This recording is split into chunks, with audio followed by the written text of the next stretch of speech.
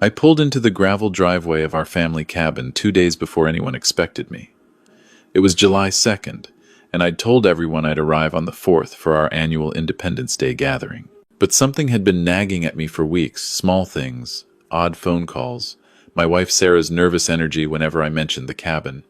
So I came early. The cabin sat there like it always had, nestled in the Smoky Mountains with that view of the valley that made you believe in something bigger than yourself. My grandfather built this place in 1924 with his own hands. My father proposed to my mother on that front porch. I taught both my daughters to fish in the creek that ran behind the property. This wasn't just a cabin. This was our family's soul, made of timber and stone and 100 years of memories. I expected to find Sarah maybe cleaning or preparing for the weekend. What I found instead made my blood run cold. I walked through the back door, the one that's never locked because we're 3 miles from the nearest neighbor, and I heard my wife crying. Not the gentle tears of nostalgia or even the sharp crying of physical pain. This was the sound of someone whose heart was breaking. I followed the sound upstairs to the attic, and there was Sarah, surrounded by photo albums, packing them into boxes with shaking hands. "Sarah?" I said, and she jumped like I'd fired a gun. Her face was red and puffy. She'd been crying for a while. "David, what are you? You're not supposed to be here. Until." "What's going on?" I moved toward her, but she turned away, wiping at her eyes. "Nothing. I'm just organizing, going through old things." I'd been married to this woman for 38 years. I knew when she was lying, but before I could press her, I heard voices from downstairs. Familiar voices. Our daughter Amanda's laugh, but not the warm laugh I knew. This one had an edge to it, sharp and excited.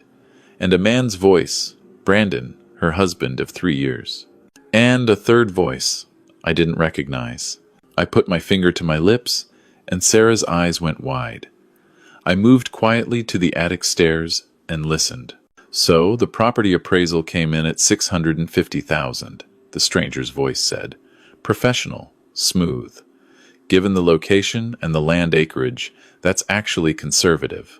I could probably get you 700, maybe 750 if we market it right during peak season." My stomach dropped. "And the paperwork?" That was Brandon's voice. "The title transfer documents? All drafted. Once we get your father-in-law's signature on the preliminary agreement, we can move forward. The property's in his name alone, right?" "Right," Amanda said. "My daughter, my firstborn. He's been really forgetful lately. Mom's worried about him. We all are." I felt Sarah's hand on my shoulder.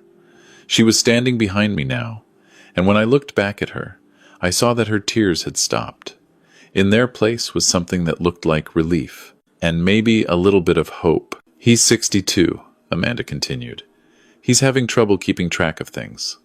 Last month, he couldn't remember his own anniversary date." That was a goddamn lie. I'd had their anniversary dinner reservations made for 3 months. I'd even coordinated with the restaurant to get Sarah's favorite table by the window. "And he's agreed to this?" the realtor asked. Brandon laughed. It was the kind of laugh that made my fists clench. "He will. We just need to present it the right way. Frame it as concern for their well-being. The cabin's too much for them to maintain. The stairs are getting dangerous for his knees. Better to sell now while the market's hot and put them in one of those nice assisted living communities." "I'm 62, not 92, I muttered. Sarah squeezed my shoulder.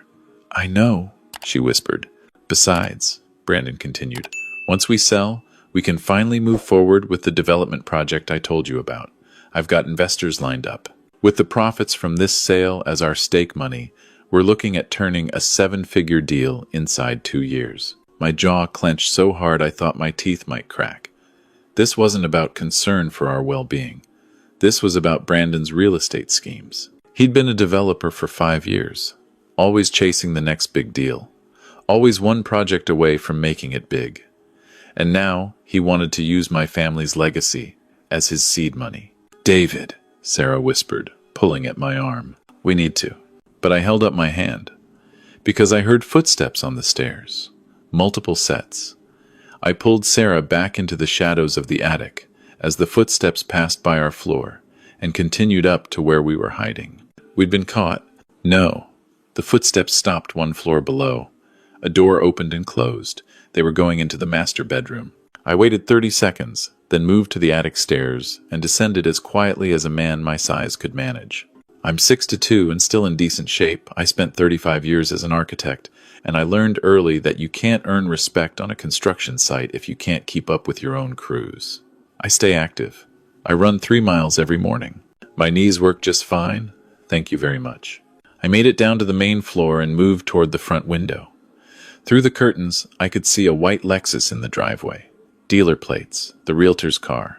And parked behind it, Amanda and Brandon's black BMW. I pulled out my phone and texted my younger daughter, Emma. She was 28, working as a junior architect at my old firm in Knoxville, 2 hours away. Smart as a whip and loyal to a fault. Emergency. Need you at the cabin as soon as possible. Don't tell Amanda. The reply came in 15 seconds. On my way. ETA 2 hours. I showed the phone to Sarah. She nodded, and we went back upstairs to wait. 20 minutes later, I heard them coming down the stairs. Doors closed. Car engines started. Gravel crunched under tires as they drove away. Sarah and I sat in the attic for a long moment, neither of us speaking. How long? I finally asked. 3 weeks, she said quietly. Brandon called me. Said he was worried about you. Said he'd noticed you forgetting things, getting confused. He suggested maybe we should think about downsizing, moving closer to them so they could help us. And then Amanda called, saying the same things. I told them no, of course not, but they kept pushing. And then last week, Brandon showed up here alone. Said he just wanted to check on the property. I found him in your study, going through your files. Why didn't you tell me? Because you've been stressed, she said. The Henderson project deadline, your checkup showing high blood pressure. I didn't want to add more. She wiped her eyes. And because part of me didn't want to believe our daughter would do this. I kept thinking I was imagining things, being paranoid. But today when they showed up with that realtor, she trailed off, fresh tears starting. I pulled her close. We're going to fix this. How? I smiled, but it wasn't a pleasant smile. I've spent 35 years reading contracts and spotting structural weaknesses in buildings. Time to put those skills to use, finding weaknesses in whatever scheme Brandon's running. That evening, I didn't confront them. I didn't storm out of the attic and make a scene. Because I learned long ago that if you want to really stop someone, you don't just block their immediate move. You dismantle their entire strategy. And to do that, you need information. I started with the basics. I logged into my bank accounts. Nothing unusual there. I checked the property records for the cabin online. Title was still in my name. No liens, no pending transfers. That was good news. At least they hadn't forged anything yet. Then I started digging into Brandon. My son-in-law was Brandon Walsh, 34 years old, handsome in that gym rat kind of way, always dressed in expensive clothes he probably couldn't afford. He'd met Amanda 5 years ago at some charity gala in Nashville. He'd swept her off her feet with talk of his real estate empire and his big dreams. They were married within a year. I'd had my doubts from the start, but Amanda was 33 when they met, and she seemed happy. So I'd kept my mouth shut and welcomed him into the family. Now I was regretting that decision. I pulled up the Tennessee Business Registry and searched for Brandon's LLC, Walsh Development Group. Registered 3 years ago, I clicked through to the public filings. The first thing I noticed was the business address. It was a UPS store in a strip mall. Red flag number 1. I dug deeper. I found his LinkedIn profile. CEO of Walsh Development Group. 20 successful projects completed.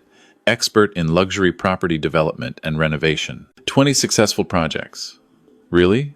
I spent the next 2 hours tracking down every project he'd listed. Most of them didn't exist.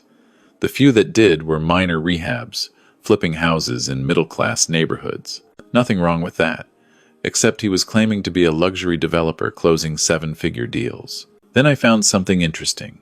A property in Gatlinburg, listed as one of his flagship developments. I clicked through to the county records. The property had been foreclosed on 18 months ago. The investors had sued. Brandon Walsh had settled out of court, and the details were sealed. But if I knew where to look, Court records left trails. I called an old friend, Mike Patterson, a real estate attorney I'd worked with for years. It was 9 p.m., but Mike answered on the second ring. David, everything okay? Need a favor. Confidential. Name it. I gave him the case number from the Gatlinburg lawsuit. Can you get me the settlement details? That's sealed, Mike said. But I might know the judge's clerk. Give me 24 hours. Thanks, Mike. David, what's this about? Insurance, I said. Just making sure my family's protected. We hung up, and I looked at Sarah. She'd been watching me work, sitting quiet in the corner of my study with a cup of tea she wasn't drinking. What did you find? She asked. Brandon's a liar, I said. Probably a con artist, and I think he's done this before. The next morning, Emma arrived. She burst through the door at 8 a.m., her red hair flying, still in the clothes she'd been wearing the day before. She'd driven through the night. Dad. She grabbed me in a hug. What's going on? Are you okay? Is Mom okay? I filled her in on everything. Her face went from worried to shocked to absolutely furious. That son of a bitch, she said when I finished. And Amanda's in on this? Seems like it. What do you need me to do? This was why Emma was my favorite. I loved both my daughters equally, but Emma had always been the one who showed up when things got tough. She was the one who'd driven 8 hours overnight when Sarah's mother died. She was the one who'd taken 2 weeks off work to help me through physical therapy after I tore my rotator cuff. She was loyal, competent, and right now, absolutely livid on our behalf. I need you to do what you do best, I said. Find the structural weaknesses. I explained what I'd found about Brandon's business. Then I pulled out a folder I'd assembled overnight. These are all the properties he's claimed to have developed. I need you to verify every single one. Permits pulled, inspections passed, actual sale records, everything. Emma's eyes lit up. This was her sweet spot detail work, paper trails, finding inconsistencies. I'm on it. She set up shop at the kitchen table with her laptop, and within an hour, she was deep in property records and building permit databases. Dad, she called out around noon, you need to see this. I walked over. She had her screen split between 3 different county permit systems. Brandon claimed he did a luxury renovation on a property in Pigeon Forge 2 years ago. Historic home, supposedly converted it to a boutique inn. He's even got photos on his website. And the property's owned by a family trust. Has been for 40 years. No permits have been pulled for any renovations. Ever.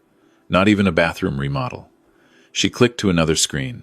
And this property in Sevierville that he claims he developed from the ground up? It was built in 1987. County records show no new construction permits issued for that address since then. He's lying about everything. Not everything, Emma said, but most things.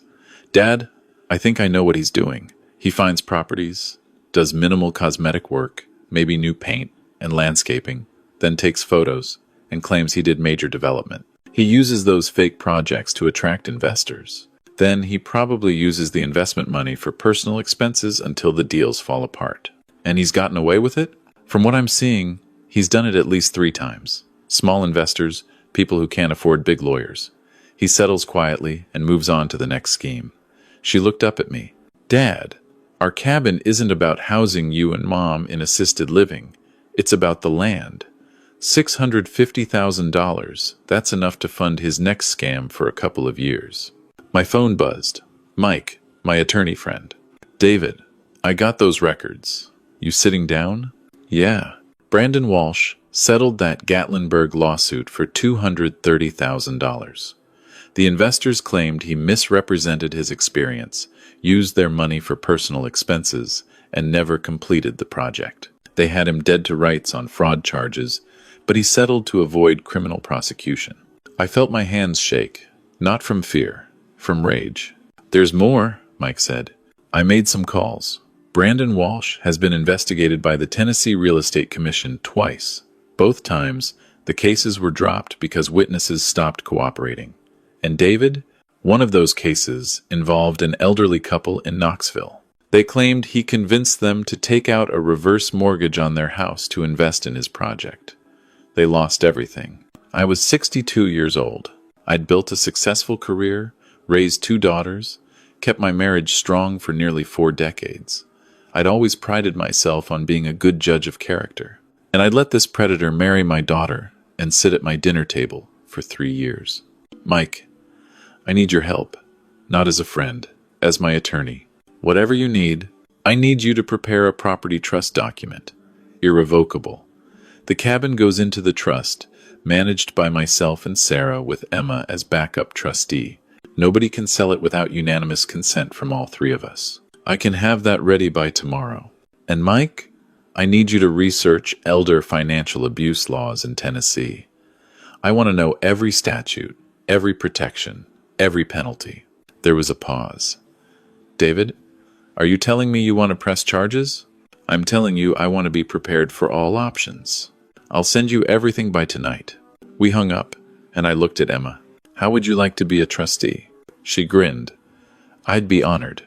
That afternoon, I did something I should have done 3 years ago. I hired a private investigator. His name was Terrence Brooks, a retired police detective who now did private work. I found him through Mike. I met him at a coffee shop in Gatlinburg and laid out everything I'd discovered. How fast do you need this? Terrence asked. Amanda and Brandon think I'll be here on July 4th. That's tomorrow. I need everything before then, because I'm guessing they'll make their move during the family gathering. Terrence nodded. I can give you a preliminary report by tonight. Full workup within a week. But I'll tell you right now, based on what you've told me, this guy's running a long con. The question is, how many people he's hurt and whether we can prove it. Find me proof, I said. I'll handle the rest. Terrence called at 7 p.m. Check your email. I opened my laptop. The report was 37 pages. Brandon Walsh had been running real estate scams for 7 years. Before Tennessee, he'd operated in Florida under a different LLC name. He'd been sued 4 times, settled 3, and 1 case was still pending. He targeted older property owners, often approaching them through family members. His method was always the same. Convince them their property was too much to handle, offer to help by selling it, and pocket as much of the proceeds as possible through his development schemes. In Florida, he'd convinced an 80-year-old widow to sell her beachfront home and invest the money in his development fund. She'd lost $600,000. The lawsuit was still working its way through the courts. There's more, Terrence said when I called him back. I talked to the lead investigator on the Florida case.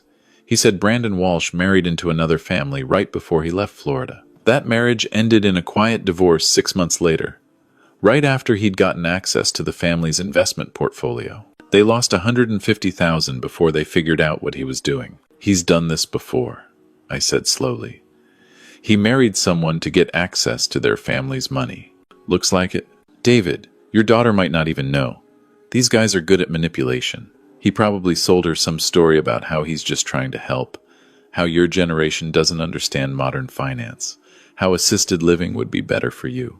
I thought about Amanda, my daughter, the little girl who used to sit on my lap and make me read the same bedtime story 5 times in a row, the teenager who'd cried when I taught her to drive because she was afraid of disappointing me, the college graduate who'd called me every Sunday for advice on everything from job interviews to recipe substitutions.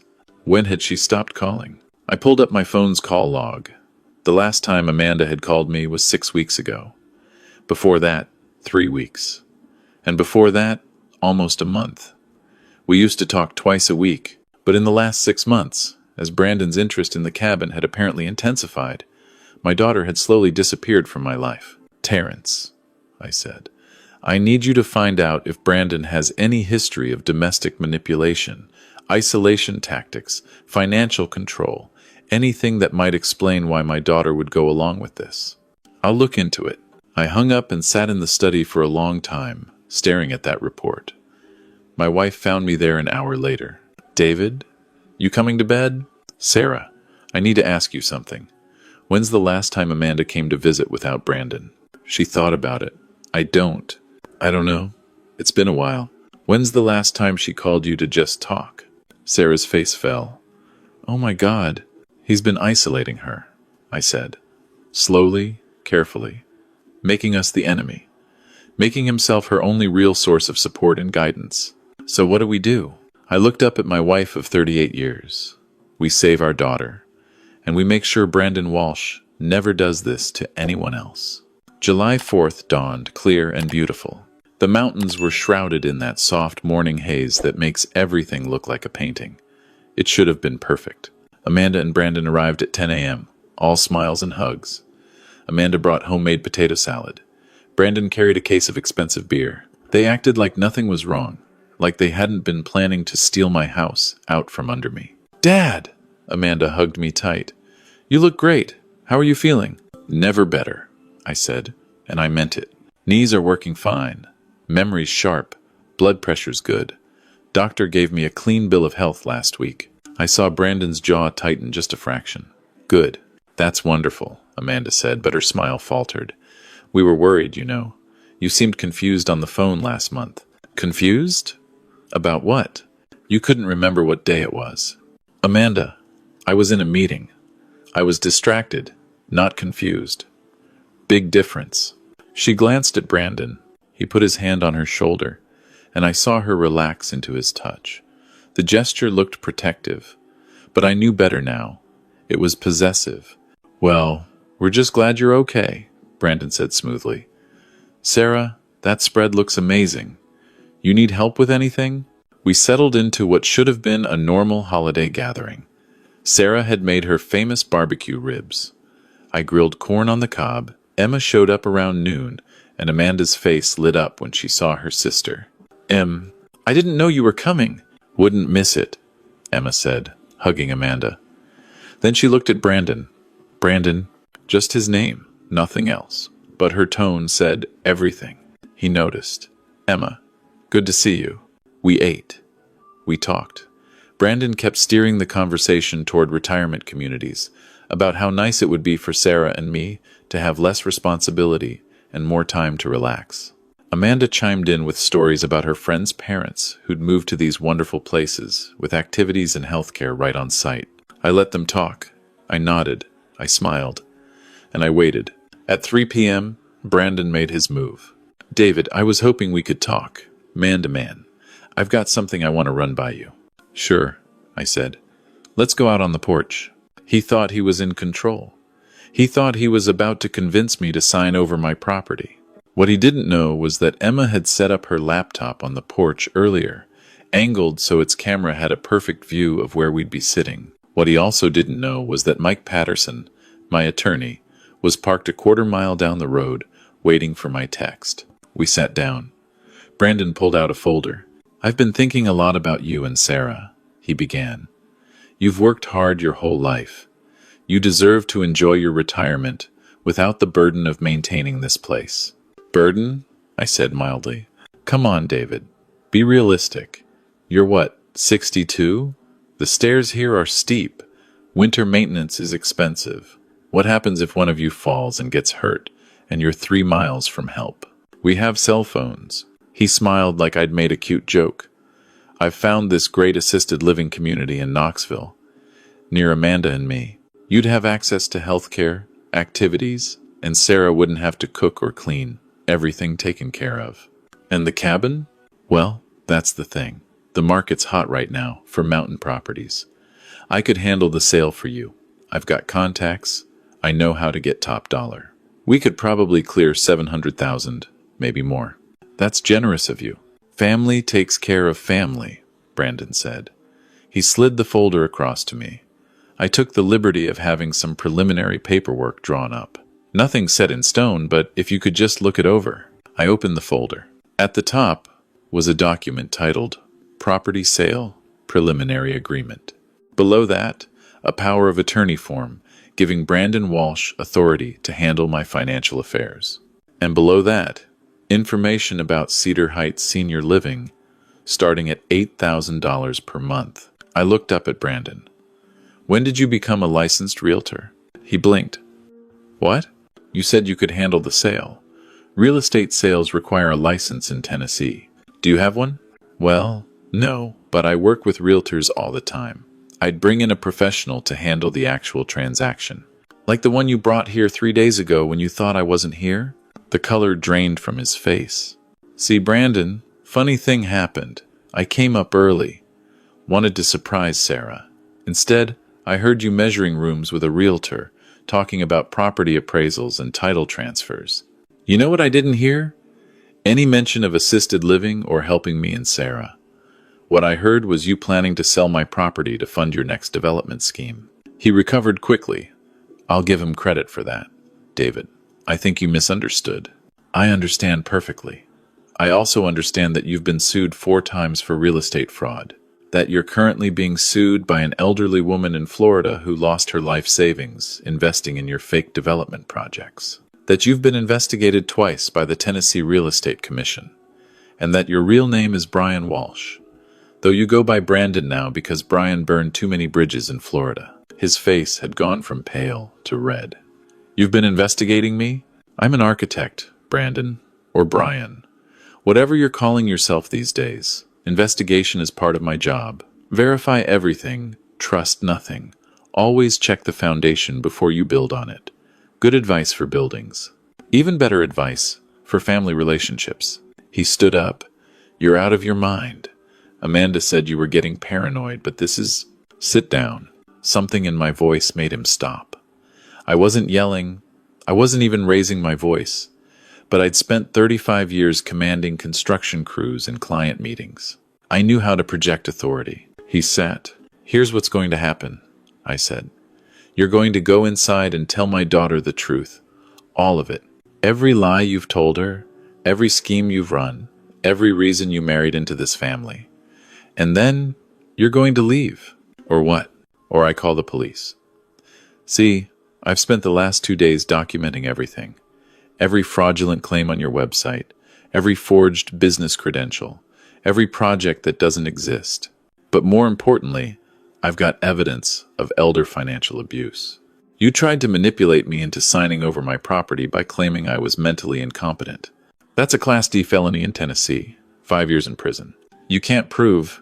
You're on camera right now. I pointed to Emma's laptop. Everything you just said about me needing assisted living, about my age being a liability, about handling my property sale, it's all recorded. Add that to the testimony from your victims in Florida, and you're done. Brandon's hands were shaking. Amanda loves me. She'll never believe you. Then let's ask her. I stood up and walked to the front door. Amanda, Emma, Sarah. Could you join us for a minute? They came out onto the porch. Amanda looked confused. Emma looked satisfied. Sarah looked scared but determined. Brandon has something he wants to tell you, I said to Amanda. Dad, what's going on? I handed her the folder of evidence Terrence had compiled. Read this, then decide if you still want to hear it from him. Amanda opened the folder. I watched her face as she read. Confusion turned to shock. Shock turned to horror. Horror turned to something I hadn't seen from Amanda in years' rage. Is this true? She asked Brandon. He opened his mouth, closed it, opened it again. Is this true? Amanda, baby, you have to understand, did you marry me to get access to my family's property? No, I mean, it's complicated. Did you lie about your business? About your projects? He stood up. Amanda, you don't understand how business works. Sometimes you have to exaggerate to attract investors. Did you try to convince my parents they were senile so you could steal their home? Silence. Amanda looked at her sister. Did you know? I found out yesterday, Emma said. Dad asked me to help investigate. Amanda turned to me. How long have you known? 3 days. And you didn't tell me? Would you have believed me? Or would you have thought I was the paranoid old man Brandon's been telling you I am? She looked at the papers in her hands. At Brandon. At me. I need to sit down. She sat on the porch steps. Sarah sat next to her, putting an arm around our daughter's shoulders. I thought he loved me, Amanda whispered. He might, I said gently. But he loved your connection to this property more. Amanda, he's done this before, to other families. We're not the first, and we won't be the last, unless we stop him. What do you want me to do? I want you to tell me the truth. Has he been controlling you? Isolating you from us? She nodded slowly. He said you didn't approve of him, that you thought I could do better, that I should limit contact so you couldn't poison me against him. Tears started falling, and I believed him. God, I'm so stupid. You're not stupid, Sarah said fiercely. You're a victim. This is what predators do. They manipulate. They isolate. They make you doubt yourself. Brandon tried one last time. Amanda, we can fix this. We can. Get out, Amanda said.